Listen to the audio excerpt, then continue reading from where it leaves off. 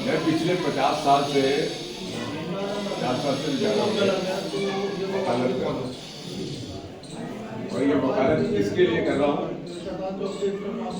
मजदूरों के लिए, पिछड़े हुए लोगों के लिए, जिनके साथ जुल्म हुआ उनके लिए, बीमार लोगों के लिए, बच्चों के लिए, बच्चों की शिक्षा के लिए। पूरा लड़ाई चल रही है और ये नहीं कि दिल्ली में हो रही है। मैं बिहार में पिछले 3 साल के अंदर कम से कम एक हफ्ते करके 4 जगह गया। ईस्ट चंपारण गया, फिर वेस्ट चंपारण गया, फिर मुजफ्फरपुर गया और फिर एक और जगह गया। और वहाँ पे मैंने लोगों से भी बात करी, स्कूलों को जाकर देखा, उनकी हालत काफ़ी बहुत ख़राब है। और ये मामला मैंने गवर्नमेंट से उठाया। तो उसके बाद पटना हाई कोर्ट में केस किया। पटना हाई कोर्ट से भी केस करने से फ़र्क पड़ा, लेकिन संतुष्टि नहीं हुई, तो सुप्रीम कोर्ट में केस किया। सुप्रीम कोर्ट ने फिर नोटिस किया और उससे बहुत बदलाव हुआ। और मज़ेदार ये थी, एक किस्सा सुनाता हूँ। जब मैं पहली बार एक स्कूल में गया तो जो हमारे राइट टू एजुकेशन के अंदर ना कुछ मिनिमम नॉर्म्स है। तो स्कूल में पानी होना चाहिए, वॉल होनी चाहिए, बाउंड्री वॉल होनी चाहिए, किचन होनी चाहिए, क्लासरूम होना चाहिए, टीचर होना चाहिए, स्पेशल एजुकेटर होना चाहिए। ऐसे करके 10-12 चीज़ें हैं जो कानूनन कम से कम होनी चाहिए। और ये 2009 का कानून है। वो ऐसा स्कूल था जिसमें कोई भी कंडीशन पूरी नहीं हुई। सब ठीक, जब टिक लगाने लगे तो सारे में ये हालत थी। उसके बाद जब मैं एक 8-9 महीने के बाद जब दोबारा मैं गया तो फिर मैंने कहा चलो एक बार देख के आते हैं उस स्कूल का क्या हाल है। तो जब हम स्कूल में गए तो आप देखो, जब प्रिंसिपल और टीचर ने मेरे को देखा ना, वो डांस से करने लगे कि आप आ गए।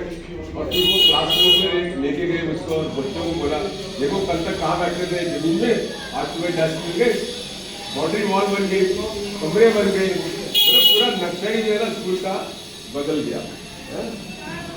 ऐसे और भी राजस्थान में, हरियाणा में, महाराष्ट्र में, उड़ीसा में, सब जगह हमने इस तरीके की लड़ाइयाँ लड़ी गए, फिर केस तैयार किया, हाई कोर्ट में ऑर्डर कराए और उससे कुछ फर्क पड़ा।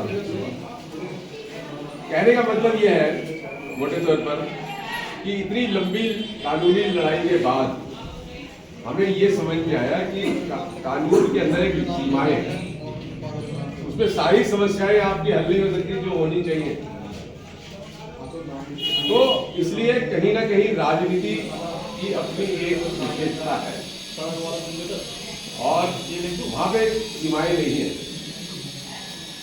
तो मुझे लगा कि एक मौका हमारी पार्टी, कम्युनिस्ट पार्टी हमको एक मौका दे रही है लड़ने के लिए, और उस इलाके के लिए दे रही है जहाँ मैंने कुछ बहुत सारे स्कूलों में विजिट किया, हड़कम मचा के और बच्चों को बहुत फायदा हुआ उससे। 4-5 साल से लड़ाई कर रहे हैं हम लोग यहीं की।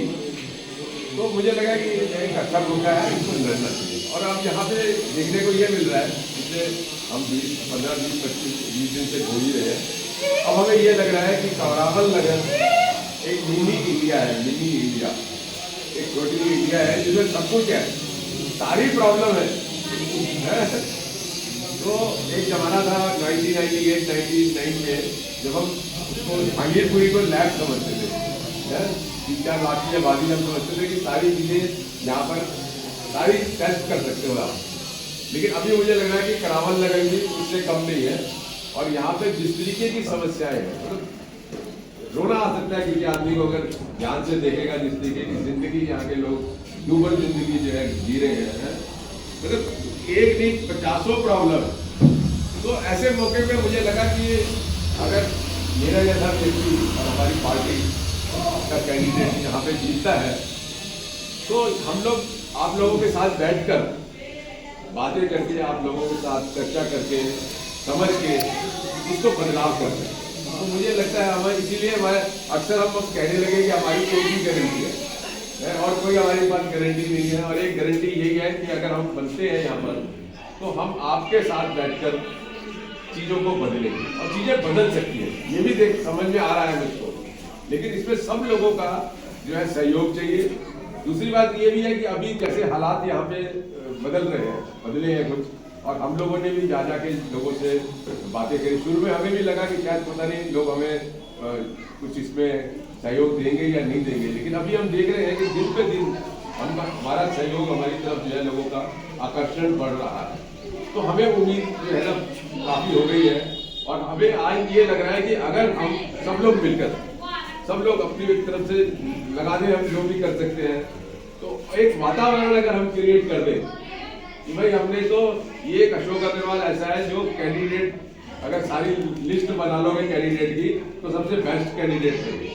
ये वो आदमी है जो आगे वाला नहीं है। यहाँ तो हमें ये पता लगता है ना कि फलाने घर के अंदर ये प्रॉब्लम है, तो हम अपनी गाड़ी लेकर उसके घर में पहुंच जाते हैं, उसको आने की जरूरत नहीं होती, हम इतना इंतजार नहीं करते हम। तो ऐसा व्यक्ति जो सिर्फ आपके दुख को जानकर आपके पास आ जाए, मुझे लगता है कि ऐसे व्यक्ति को जो है यहाँ पे चुनना चाहिए, और ऐसे व्यक्ति की जरूरत है। और एक बार अगर आप चुनते हैं तो मैं आपको बताता हूँ, करावल नगर नहीं, दिल्ली, पूरी दिल्ली का नक्शा बदलने की कोशिश करेंगे, और फिर उसके बाद पूरे देश का नक्शा बदलने की कोशिश करेंगे। ये ऐसा एक्सपेरिमेंट होगा, एक ऐसा प्रयोग होगा यहाँ पर करावल नगर में जो पूरी दुनिया देखेगी। मैं आपको ये बताना चाहता हूँ।